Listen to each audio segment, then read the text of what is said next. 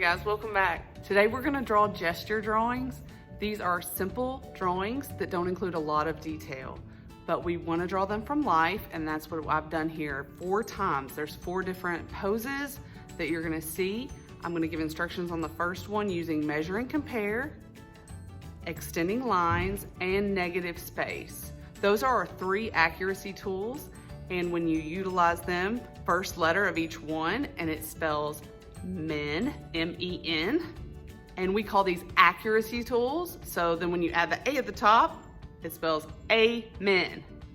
Doesn't hurt to pray a little as you do your gesture drawings too. A little prayer goes a long way, but let's get right into it and start utilizing these accuracy tools to make our gesture drawings great. Here's my model. She's being pretty still. So I think I can get a pretty good quick gesture from this. If I need to finish up, I can always just snap a photo. Like I've said before, drawing from life is best practice. If you have someone who is willing to sit for you, model for you, just be still so you can draw them, whether they're looking at their phone, reading a book, watching TV, then that is the best practice you can give yourself. And doing it again and again will help it become second nature. You'll start seeing some of these things that I'm going to point out again and again.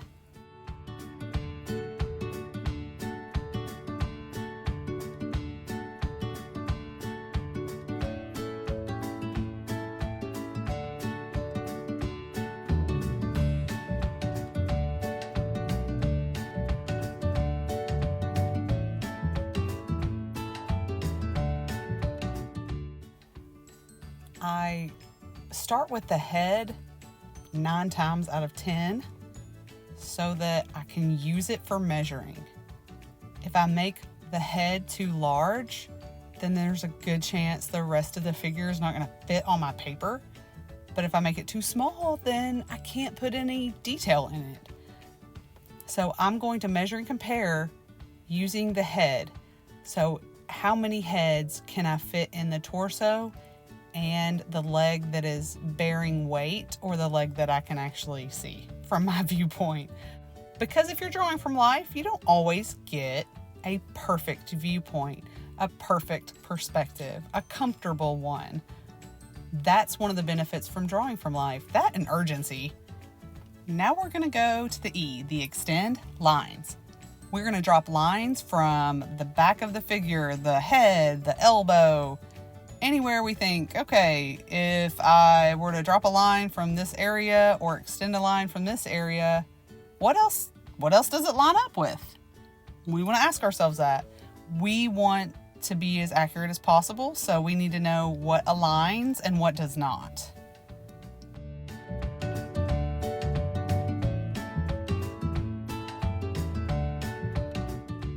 Now you can look for negative space shapes. Anywhere there's empty space. Use your imagination and think to yourself, if I were to just look at this space in between the chair and the table and her leg, what shape is that? Because if you get that right, you're going to get a lot right. And if you get that wrong, you're probably going to get a lot wrong. Negative space may be empty, but buddy, is it important. And all of these chair legs and table legs and human legs, all of those things have to be in the right spot. And it seems like a really busy area when I look there. So I just take it one piece at a time, one little shape at a time. Okay, and once I have my legs where I think they need to go, I may need to connect the feet of the legs and see if I get a parallel shape out of them, because it's a machine-made chair. It's not organic, so it's going to obey some of those rules we talked about when we're drawing boxes or architectural structure. Because if you're starting to draw the human figure, and you're just still struggling with drawing tables and chairs and geometric shapes, then you may need a little more practice there first, because we're adding a lot to that.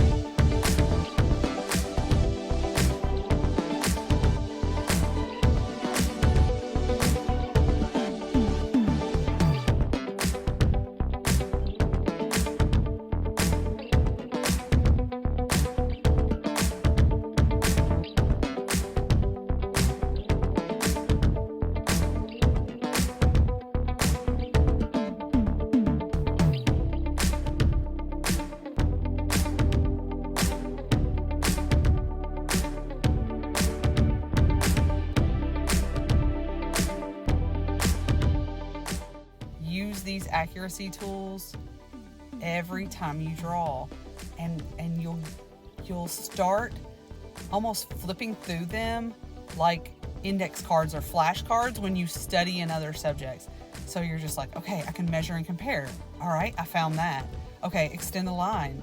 Yep, that lines up. Okay, what negative space? And before you know it, you're just going through these tools one at a time, over and over, back and forth. And just like a carpenter would grab a hammer or a saw whenever he needs it to build what he's making, we do that in drawing. We just use whatever tool is right for that job that we're working on right now. And then we switch it up if we need a different one.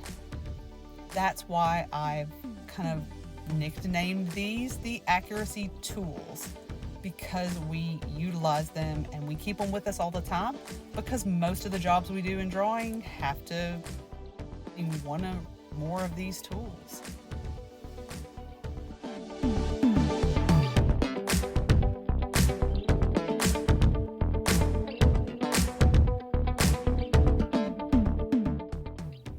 And we usually take maybe 20 minutes in class to get one of these done. Sitting for drawing any longer than 20 minutes can get uncomfortable, no matter how good your position is going to be. So for our model's sake, we try to split it up. So 20 minutes and 20 minutes. Our classes here are about 45 minutes long. That gives you just a couple of sitting sessions to work.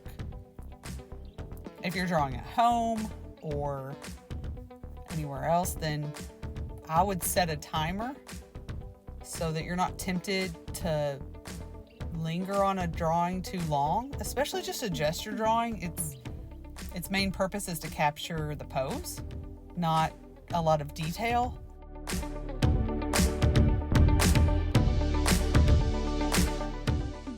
We start out doing 10-minute gestures.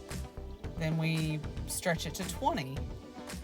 Then as I introduce more detail, like folds of the clothing when I do that lesson, and then add hands and feet onto it, we stretch it out a little longer each time until we get up to 40 minutes, just to build artistic endurance.